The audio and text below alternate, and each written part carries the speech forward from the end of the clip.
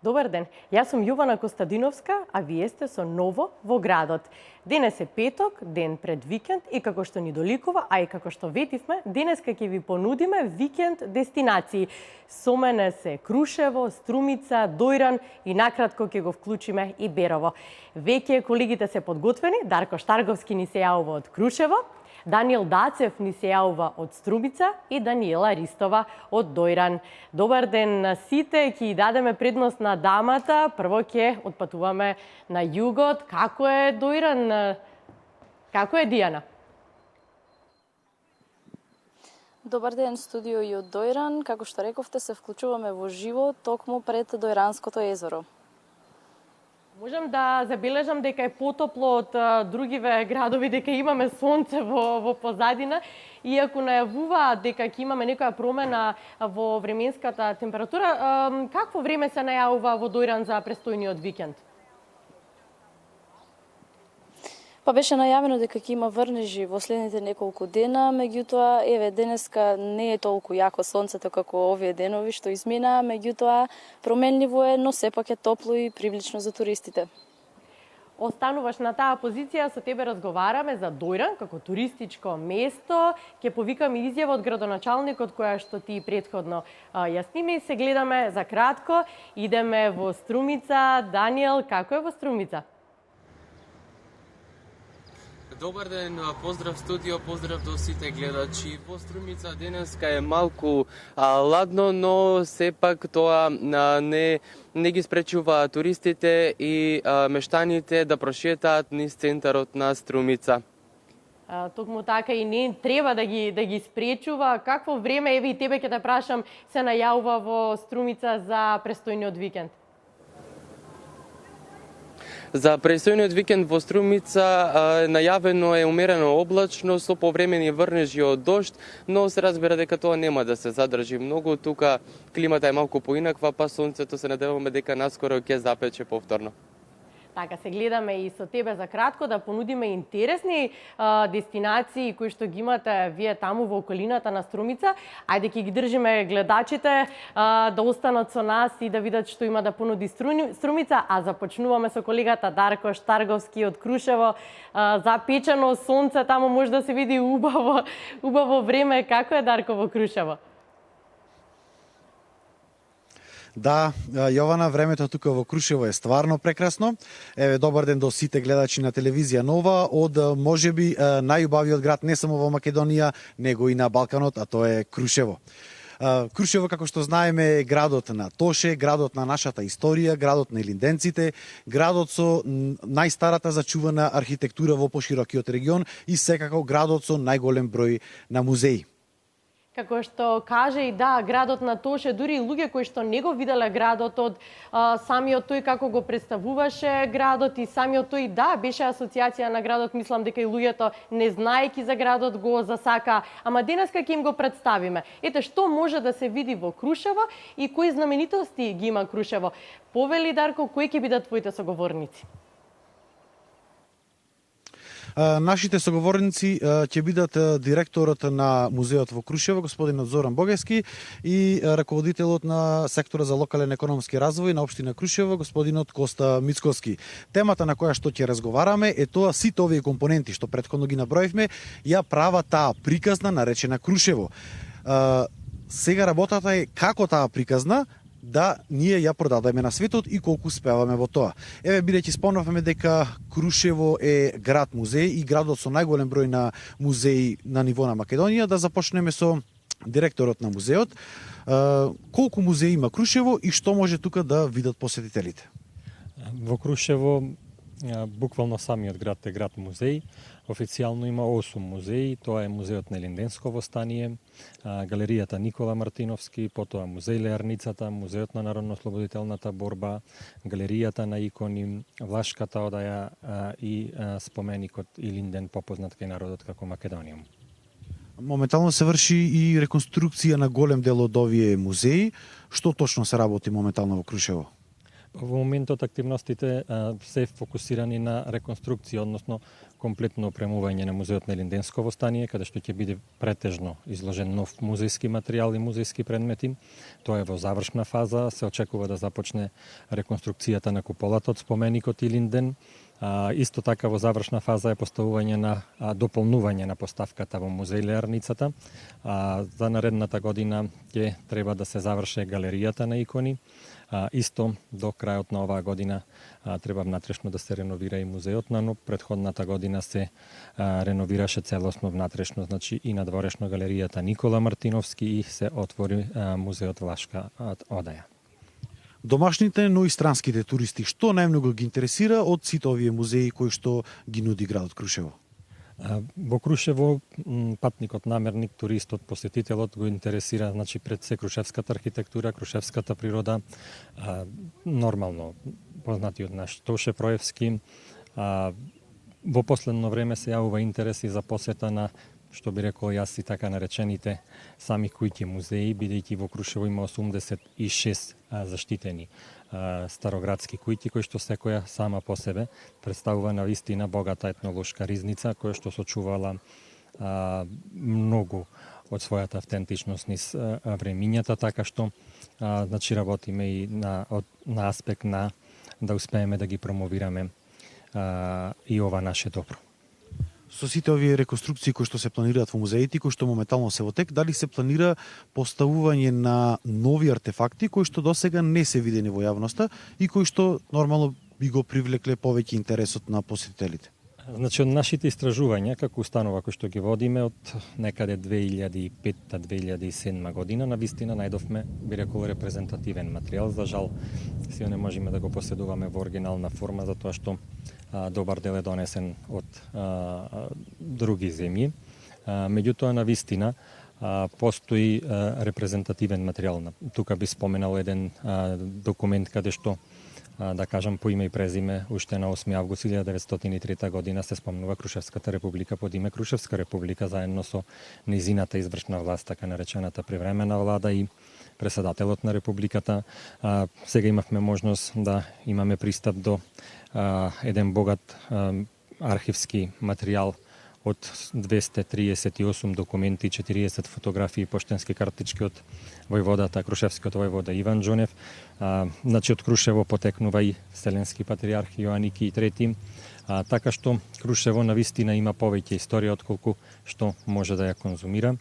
Во музеот на Линденсково стание, во музеј Леарницата ќе бидат изложени и нови музејски предмети и нови музејски документи кои што на вистина ќе потврдат или ќе расветлат нови моменти од нашата значајна историја.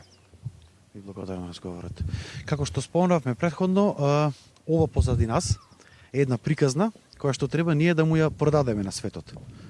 Колку успеваме по таа наша мисија? Во стратегијата за локален економски развој на општината, туризмот е број 1 или на челното место, затоа што тоа е потенцијалот на Крушево.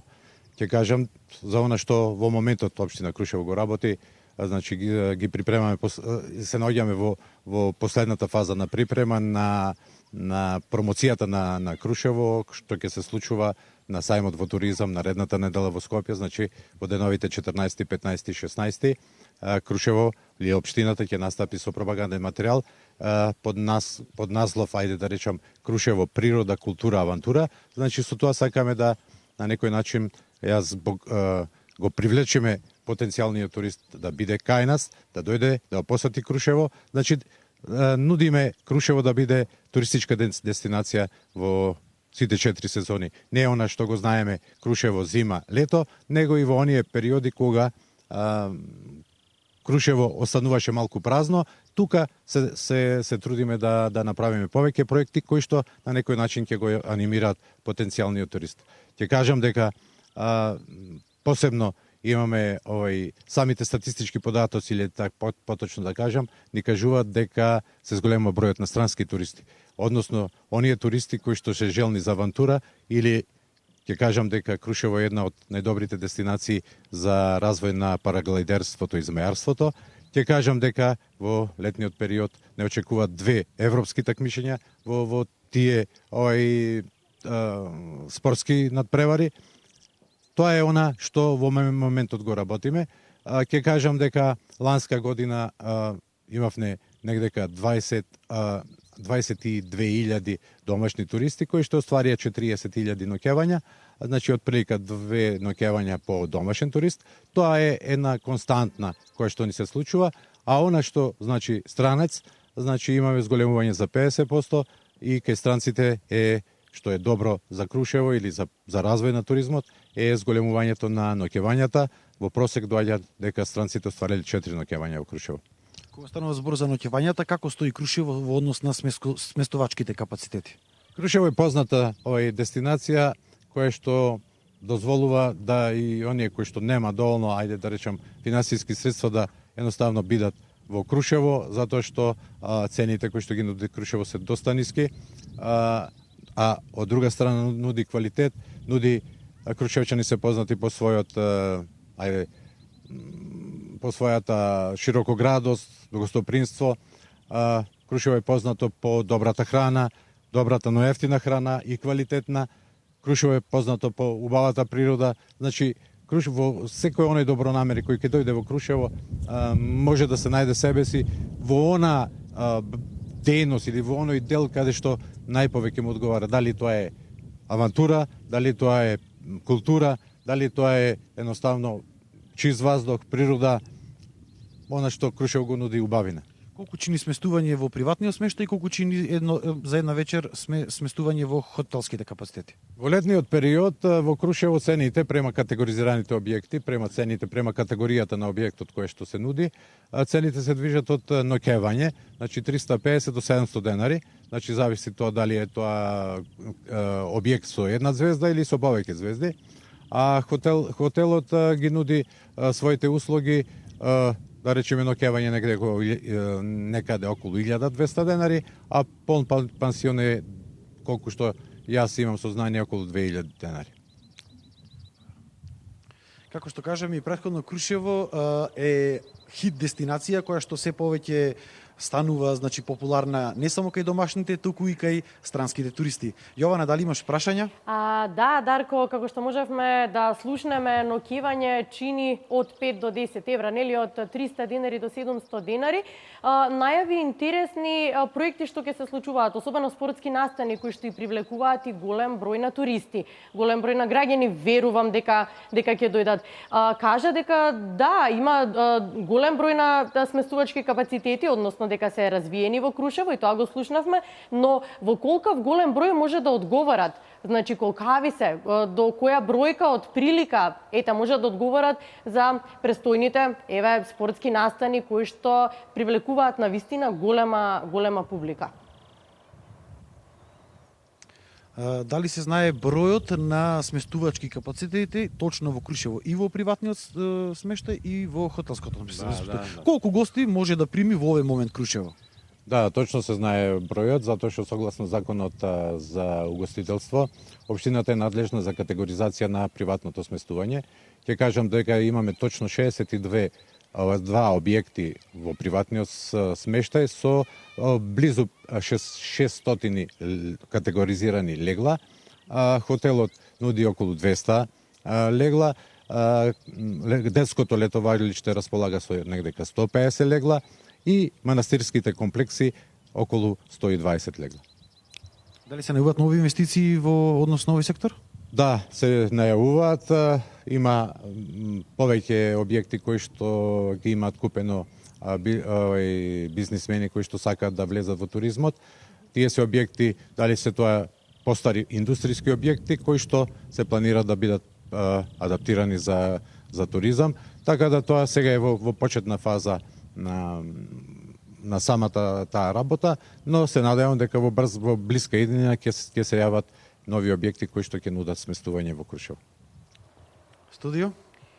Дарко, како што споменавме и накратко претходно, странските туристи верувам и дека најголем број доаѓа да го посетат Крушево, да го видат вечното почивалиште на Тоше Проевски, спомен куќата. Дали само тие две места можат да се видат вечното почивалиште и спомен куќата, каде од прилика се наоѓаат тие? Значи, како што и кажам претходно, освен спомен куќата и вечното почивалиште на Тоше, туристите кои што доаѓаат тука може да ги посетат еден од 7 музеи.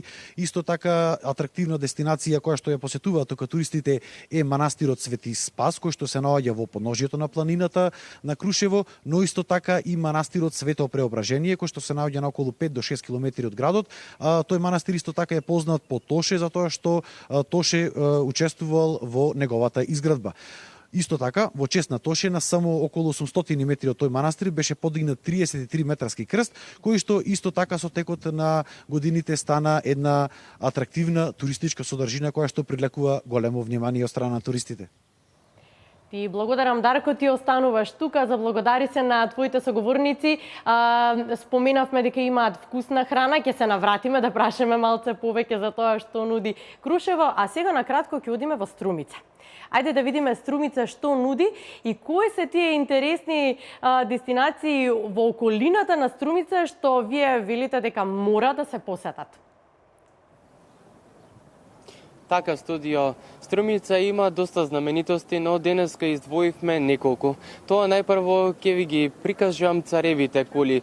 Тие се издигнати на доминантна позиција на градот. Дебелите бедеми и тврдини над градот, наречени цареви кули, сведочат за древноста и историјата низ која живеела и се издигнала Струмица. Значи, каде и да сте во градот, не може да не ја забележите таа величествена тврдина, која длабоко во себе го крие едни бескрајни митови на фактографија за нашиот град од древните времења па се до ден денес.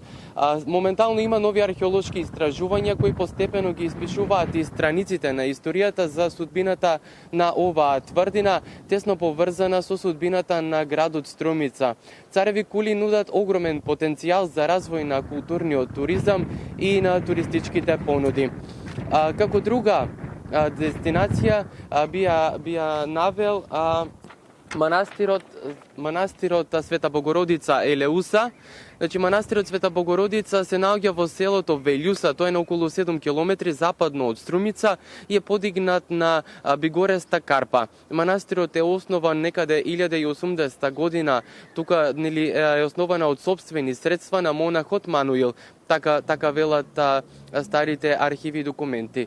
Денеска во манастирот живее монашко сестринство на Струмичката епархија и постојат придружни објекти како што се саат кула, има фурна, има Ан, има Параклис, значи тоа е мала црква, посветен на свети апостолот Павли и свети Григори.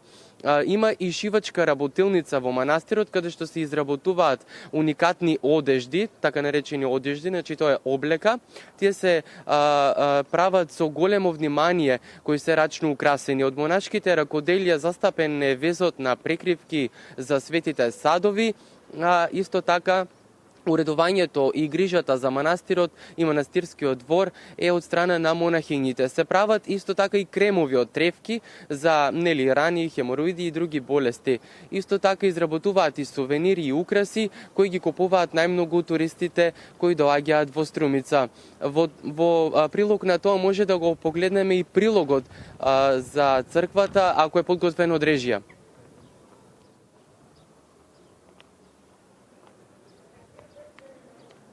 Сакала да те дополнам тука, за мене многу специфично кажа дека да, од рачна изработка се прават одредени облеки, така натаму, но многу е специфичен, затоа што еден од манастирите, женските манастири, кои што изработуваат капите всушност за свештените лица, кои што навистина многу работа треба да се извезат посебно и ниедна не наликува на друга, значи секоја си е автентична и оригинална. Тоа е доста специфично за овој манастир. Ајде да го погледнеме прилогот.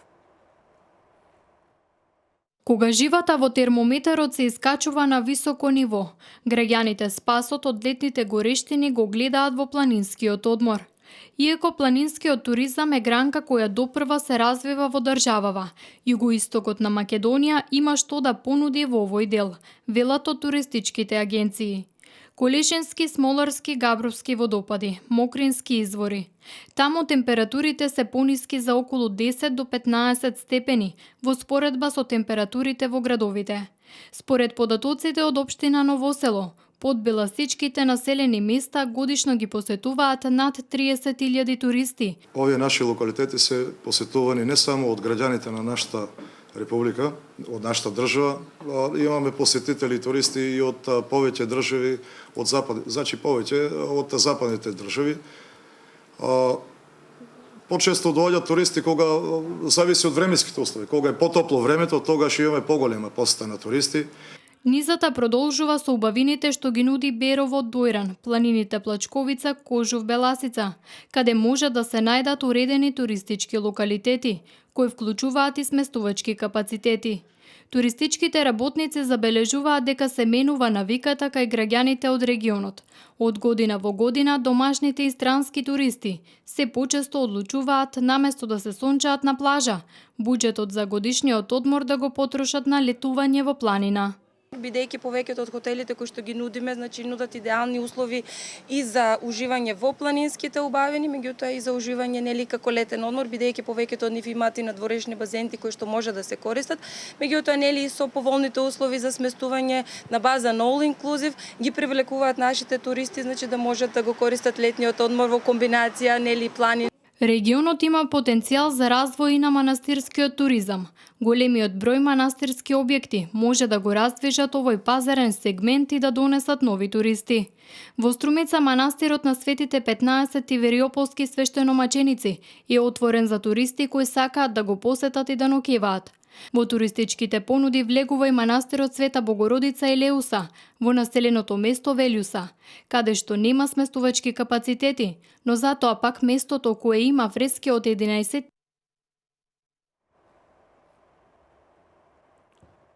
Даниел, прикажавме дел од манастирот и дел од прилогот. Се надевам дека успеа гледачите да видат она што сакавме да ја представиме таа убавина конкретно за да може да го посетат манастирот. Ајде за она што сите го очекуваме да го видиме. Тоа се Колешинските водопади. По што се тие толку многу специфични? И едно од најпосетуваните места како што ми најави и пред малку Колешински и Смоларски. Така беше? Така. Значи, Колешински водопади се наоѓаат во селото Колешино. Тука природата не очекува со едно пријатно изненадување со особена свежина за окото и за душата. Тоа е сместено во подножјето на планината Беласица, а е познато овој крај по Колешинскиот бостан, кикиритките, земјоделските производи кои успешно успеваат во овој крај.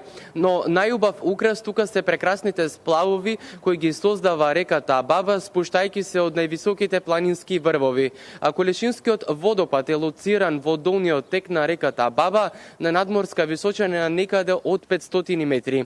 Со височина од 15 метри се вбројува во највисоките водопади во Македонија, а широчината на падот е околу 6 метри.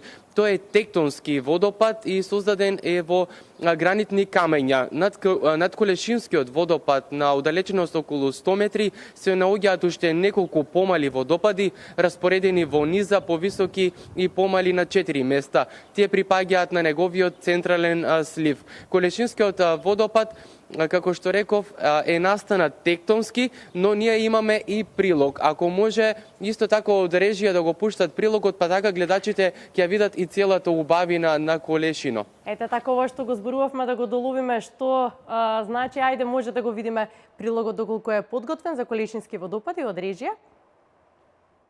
Селото Колешино е сместено во подножјето на планината Беласица. Е мало македонско село кое се наоѓа на 20 километри од Струмица, познато по Колешинскиот бостан, кикиритките и земјоделските производи кои успешно успеваат во овој крај.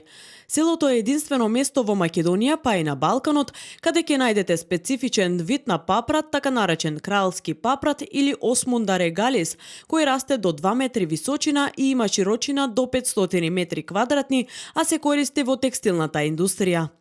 Македонија има неколку импресивни водопади кои привлекуваат со својата магија. Поголемиот дел од нив се помалку познати, но сите пленат со својата убавина. Малкумина од нас знаат дека во нашата земја има дури 150 водопади. Верувам непознат ви е податокот дека водопадите се места каде што се празнуваат верските празници. За многумина тука се лекуваат болести. Еден од нив во нашата земја е и Колешинскиот водопад. Колешинскиот водопад е лоциран во југоисточниот дел на Република Македонија, на северните падини на планината Беласица, во долниот тек на реката Баба на надморска височина од 500 метри. Се вбројува во еден од највисоките водопади во Македонија со височина од 15 метри, со широчина на падот од околу 6 метри. Според постанокот, тој е тектонски водопад, создаден во гранитни камења. Спротивно од Колешинскиот водопад на оддалеченост од околу 100 метри се наоѓаат уште неколку помали водопади, распоредени во низа високи од 2 до 4 метри, кои припаѓаат на неговиот централен слив. Колешинските водопади се сместени во пазовите на планината Беласица помеѓу јаворова шума и камени гребени на надморска височина од 610 метри и со пат на водата во висина од 19 метри, кои досега не оставиле рамнодушен ниту еден од нивните посетители. Со покачувањето на температурите расте и бројот на гостите кои секојдневно доаѓаат овде. Во просек, Колешинските водопади дневно ги посетуваат помеѓу 400 и 500 туристи, а за време на викендите оваа бројка е двојно поголема. Сабота и недела за време на викендите таа бројка може да достигне некаде до 1000 туристи, а кога би имало сместувачки капацитети, тоа би било многу повеќе, бидејќи и во работните денови би останале гостите тука. Накратко кажано, потенцијал за развој на туризмот веќе постои. Туристите од Македонија во моментов се најбројни, но не е мала бројката и на оние кои доаѓаат надвор од нашите граници, пред се од Холандија, Полска, Норвешка, Данска и Франција. Даниел, овој прилог на вистина примамува, сликите примамуваат повеќе од било што. Можев да забележам и дека има патеки обележани, дека има дрвени кукички за одмор. Верувам дека и доста се организираат пикник, средби. Верувам и дека струмичани зимаат одмор и свеж воздух токму таму. Така е, студио. Значи, ние во Струмица го користиме секој можен момент да заминеме на некоја од тие прекрасни дестинации, нели, нормално кога сме слободни, но секогаш нели времето не ни дава можност и работата. Сакам да се надоврзам на претходниот муабет дека Колешинскиот водопад е нели навистина знаменитост во Струмица, но имаме и смоларски водопади. Овој пат не ви ги прикажавме, но ќе оставиме на гледачите да дојдат во Струмица и да го посетат и Смоларскиот водопад и Колешинскиот водопад. Сега да преминеме на Моноспитското блато. Тоа е последното мочуриште во Македонија. Значи, така наречено Моноспитско блато. Тоа е една вистинска концентрирана џунгла. Тоа тука се одликува со почва која што е богата со минерали и постојано е под вода која запаќа површина од 23 хектари. Значи, порано била површината околу 80 хектари под вода, но тоа е присилно, така да наречам, присилно пресушување на водата за мештаните да можат да ја обработуваат почвата, нели, да сеат на неа земјоделски култури. Блатото е повеќе или помалку континуирано поплавувана почва, таа е богата со растителни видови и тоа го зафаќа и останатиот дел. Тука има и скапоцена флора и фауна. Тука Моноспитово е со изворедна биолошка разновидност, но тоа е само трошка од поранешната негова распространетост. Инаку уште една информација, пред да го погледнеме прилогот и за Моноспитовско блато, сакам да кажам дека и покојниот председател Борис Трајковски потекнува токму од ова село Моноспитово, каде што се наоѓа и Моноспитовско блато. Ајде да го погледнеме прилогот за Моноспитовско блато и да видиме што е тоа што го најави.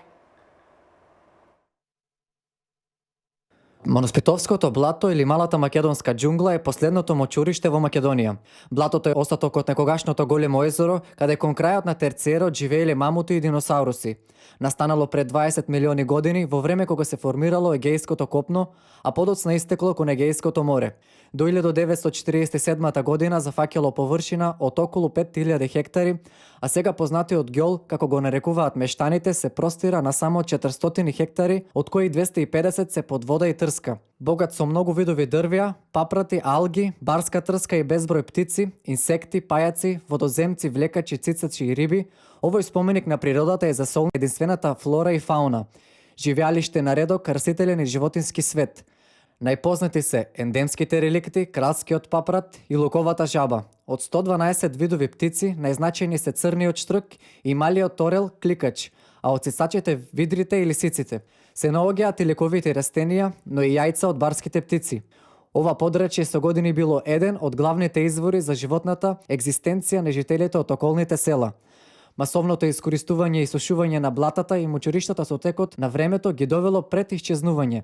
Заради тоа, заштитата на Моноспитското блато денес представува приоритет и постојат повеќе иницијативи и напори за спасување на овие уникатни водни растенија. Биолошката разновидност на мочуриштето со можност за рекреација, лов и риболов и типичните елементи од културата на локалното население позитивно делуваат на екотуризмот во овој крај. Навистина интересно, дали доаѓаат туристи да го посетат ова место? Знаат ли дека ова место постои во околината на Струмица?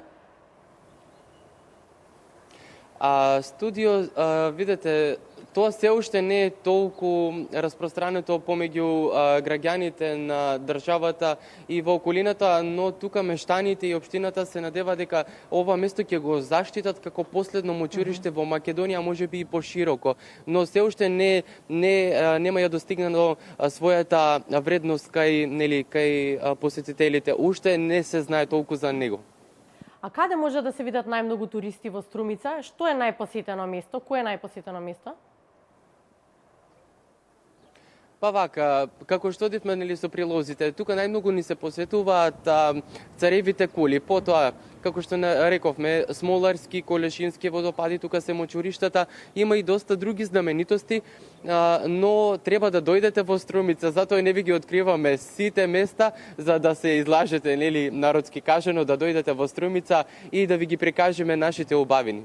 Така, не повика престојниот викенд да дојдеме во Струмица, ама и колегите ќе не повикаат на други места да дојдеме, па ќе видиме гледачите што ќе изберат, кој место најмногу ќе ги привлече. Кажи ми, како е во Струмица со сместувачки капацитети?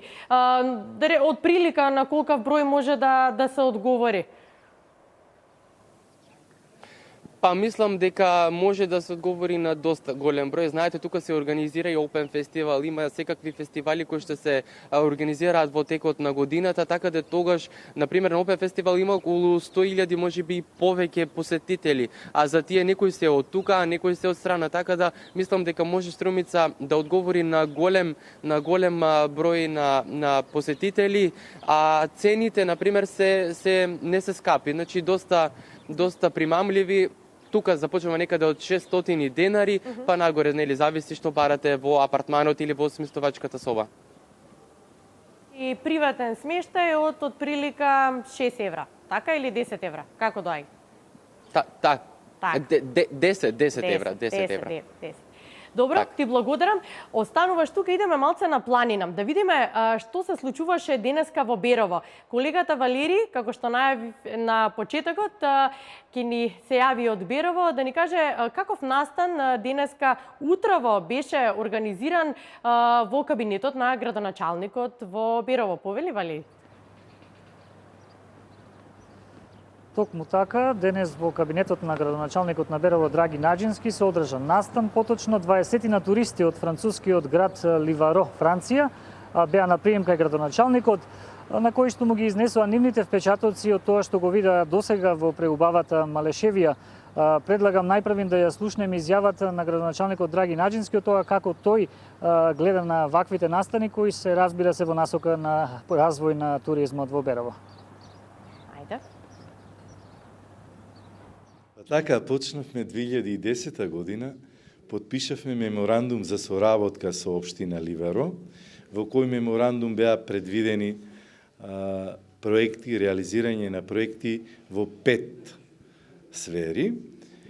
Тоа беше производството на сирење, животната средина, еколошката животна средина, подобрување на еколошката животна средина, образованието и развој на туризмот.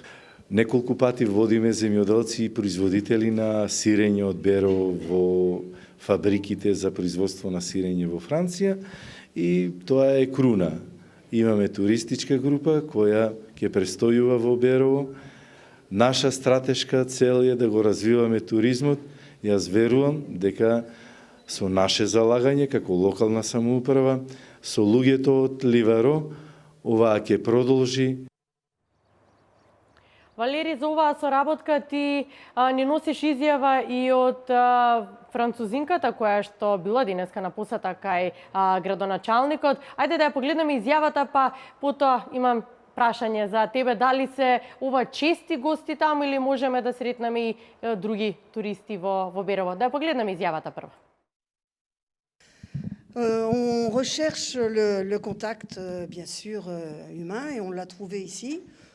Баравме контакти со луѓето и ги најдовме. On recherche la randonnée, la beauté des paysages, on l'a trouvé ici. Сакавме да наидеме, да прошетаме, да посетиме убави пейзажи и ги најдовме, ги посетивме. On cherche de continuer la coopération, on l'a trouvé ici. Исто така се обидовме да имаме една убава соработка и си ја најдовме тука. Donc je conclus en disant qu'on est heureux. И да заклучам кратко и јасно, многу сме среќни. Французинката Мари кажа дека она што го барале го нашле во Берово. Дали, како што те прашав и пред малку, дали се ова чести гости во Берово и кои туристи се може да се сретнат во Берово? Како што можевме да слушнеме од изјавата на градоначалникот, соработката со градот Ливаро, од каде доаѓаат овие туристи, веќе е 7 годишна. Оваа соработка значи трае и ќе продолжи и понатаму, како што истакна и туристите и градоначалникот. Освен овие гости, пред 7 години исто така имаше наплив на туристи од Холандија, кои што исто така беа воодушевени од она што го нуди Малешевијата. Мислејќи тука на вкусната храна, преубавиот Малешевски предел. Токму денес туристите од Франција искористија и можноста да прошетаат по падините на планината Обозна, со тоа што повеќето од нив се љубители на планинарењето, па така денес има посредбата еден заеднички планинарски марш. Валери, значи странци редовно го посетуваат Берово. Ајде и за нашиве граѓани да го доближиме повеќе Берово. Што може да се види во Берово? Па од она што денес имав можност да подготвам, бидејќи средбата, како што најавивте, само што заврши, тоа е преубавиот предел. Редовно овде има гости не само од Скопје, туку и од останатите градови на државата. Вкусната малешевска храна, преубавиот предел, чистиот воздух пред се е она што најмногу се бара во Берово. Тука се користат викендите за прошетка со фамилиите по ново изградената пешачко-велосипедска патека, која кон крајот на годината беше официјално пуштена во употреба, така да има уште многу за што да се зборува за Берово и за Малешевијата. Меѓутоа, од она што имав можност да го подготвам денес, генерално тоа е она што можам да ви го кажам. А кажи ми, како е со сместувачки капацитети во Берово? По општината, речиси за сите позначајни државни преце и христијански празници е преполна со гости. Од 800 до 1000 некаде неофицијална бројка е бројот на сместувачки капацитети кои можат да ги угостат гостите кои сакаат да дојдат и да поминат еден незаборавен викенд во Берово. Така, како се движат со цените од прилика? Со цените не би шпекулирал, тоа сепак ќе може да го дознаеме во некој од наредните изданија, кога ќе повикаме официјално лице кое што ќе може да ни објасни малку подетално околу цените, сместувачките капацитети, сето она што го нуди самата Малешевија. Валери, ти благодарам многу. Од градоначалникот на Берово ќе идеме да видиме што кажа градоначалникот на Дојран. Дијана, ти сними со него изјава. Да видиме што вели тој за туризмот во Дојран, што се прави за промовирање на Дојран како туристичка дестинација. Повели, Дијана. Така, како што најавивте и предходно, јас предлагам најпрво да ја слушнеме изјавата на градоначалникот на општина Дојран, господинот Борче Стамов, во која тој детелно објаснува како Дојран се подготвува за предстојната сезона. Се соочуваме со една нова состојба на Дојранското езеро со доаѓањето на водата. На некој начин се смени концептот, се од минатата година веќе почна градба на платформи, на друг вид на концепт на плажи, така што верувам дека и оваа година ќе се продолжи со оваа тенденција, со збогатување на туристичките содржини за градба на локации или плажи, уредување на плажи на самото Дојранско крајбрежје, а она што ние како општина го планираме за годинава е враќање на традиционалните дојрански мандри или колиби, популарни, кои на некој начин ќе имаат функција и за враќање на символот на дојран, меѓутоа ќе имаат и еден друг символ за друга намена за нудење на нова содржина на пливачите, капачите да отидат до езеро, да се испливат, да одмараат таму и така натаму. Манифестацијата Дојран град на култура, некаде над 100 настани се предвидени, почнувајќи од март со самото отварање, пред некој ден маскембалот за 1 април за најмладите, ќе следуваат повеќе настани и во мај, како што се повеќе изложби на македонски уметници, ќе почне понатаму од Дојранската ликовна колонија, во текот на летниот период скоро сите попознати или познати пеачи македонски ќе настапат во Дојран. Тука е Д фестивал како централна манифестација во текот на годината за Дојран и со она што го видовме лани, веруваме дека и годинава ќе привлече доста внимание пред се млади луѓе во Дојран. Се на се програмата е доста богата и е поделена буквално за сечи вкус, почнувајќи од забавни настани, уметнички, ликовната колонија како трета година поред, гурманскиот фестивал ќе биде овде вклучен и до крај на година за годинава се планира и дочек на нова година и одбележување и на 5 ноември празникот на општина Дојран, која годинава славиме јубилеј 20 години од постоењето на општината. Добро, Дијана, градоначалникот на Дојран Борче Стамов кажа како се подготвува Дојран во пресред на летната сезона. Што може сега во моментов да се види, да се посети во Дојран? Така, како што веќе имавте можност да слушнете и до изјавата на господинот Стамов, Дојран има многу што да им понуди на туристите и оваа сезона.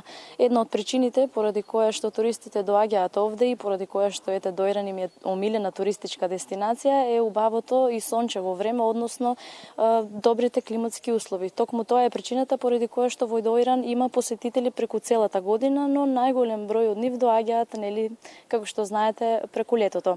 Дојран оваа година има многу да понуди во однос на уредување на плажите и решавање на проблемите со излевањето на езерото. Исто така, ново изградената пешачко-велосипедска патека беше свечено отворена и веќе сите туристи може да ја користат дење и ноќе, бидејќи таа е потполно осветлена. Така што тие можат додека се на одмор во Дојран, исто така и да се рекреираат. Преку текот на целата година доаѓаат во Дојран. Што ги привлекува најмногу туристите таму? Што е многу развиено? Ајде, открини за каков вид на услуги доаѓаат во Дојран туристите? Па еве можам како пример да спомнам дека најчесто Дојран е најмногу посетен од страна на грчките туристи, не само поради тоа што сме близу до Грција, но и поради тоа што овде цените буквално на се поевтини. Така, на пример, најчесто доаѓаат овде на стоматолог и за најразлични козметички услуги. Исто така, храната во Дојран е многу ефтина и преку целата година цените остануваат исти. Токму тоа е причината поради која што луѓето одбираат токму овде да го поменат летото. Добро, јас како љубител на морската храна, ги обожувам и плескавиците од икра, кои што таму ви се и специјалитет. Колку би чинело, ајде на граѓаните да им приближиме повеќе и да им понудиме зошто да дојдат викендо во Дојран, колку би чинел еден ручек во Дојран за 4 члено семејство? Така, како што веќе спомнавте и самата, задолжителен специјалитет дојрански кој секој посетител мора да го проба е ќофтињата од икра или како што дојранци ги нарекуваат лангири. Еден ручек за 4 члено семејство може да чини околу 1200 до 1500 денари, но сепак во зависност од тоа што порачувате. Исто така, од специјалитетите со риба, добро е да се пробаат и риба на скара, печена риба, пржена риба, но и специјалитетот дојрански риба на трска. И благодарам, мислам дека им помогнавме сега малце повеќе со ова на гледачите да си го испланираат викендов. Претходни градоначалникот најави дека Дојран го очекуваат во летниот период и повеќе настани. Ти како што кажа, исто така во текот на целата година се организираат. Како е со сместувачките капацитети во Дојран и колку чини сместување во Дојран? За колкав број може да одговори? Да. Дојран е полн со луѓе преку летниот период, меѓутоа тоа не е проблем да се најде сместување. Така што Дојран нуди доста сместувачки капацитети, не само приватни, туку и сместувања по хотели. Приватните сместувања најчесто чинат од 300 до 600 денари од вечер, додека хотелите од 20 до 25 евра па нагоре. Така, значи приватното сместување од 5 до 10 евра. Така, ти благодарам, Дијана, веќе спомнавме тука за специјалитети во исхраната, морам да го вклучам и Даниел од Струмица, кој што и претходно кажа дека имаат многу вкусна храна струмичани. Каква храна имаат струмичани вкусна? Така, студио, прекрасна храна има во Струмица. Ќе се уверите и сами кога ќе дојдете со екипата. Јас за денеска сакам да ви кажам еден рецепт, значи тоа е стара струмичка кујна и рецептот, тоест храната има име, се вика Аман Бајалди. Значи, ова е таа прекрасна тава која што со генерации се прави во Струмица, една од најубавите, која исто така се носела порано во фурна, значи да се пече. Таа внатре има нели магдонос и лукот и тие се виновни за преубавиот вкус на црните падличани кои што ги викаме нели во нашиот крај чушки френки, а можеби и заради неколкуте различни варијанти на правење. Значи, веднаш да нагласам околу името. Оваа прекрасна тава се изговара со мали разлики, нели Амам, Имам, Аман, Бајалди. Но нито едно не е погрешно. Како и да се изговори, приказната секако води до човекот кој уживајќи во преубавото јадење се прејал и бајалдисал, односно се занел од јадење.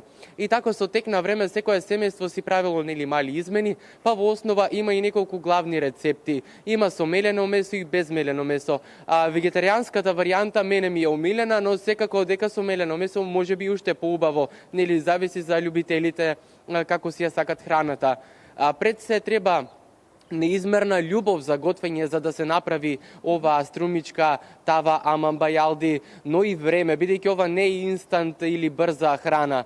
Тука треба многу љубов да се посвети, нели се прави со црни патлиџани, па потоа како што напомена домати или на струмички ние ги викаме френки. Потоа се става ситно сечан лук, па бои нели одбираме на пиперките во 3-4 различни бои, зелени, црвени, малку позелени, малку поцрвени, нели мешани розови, за да има убава боја.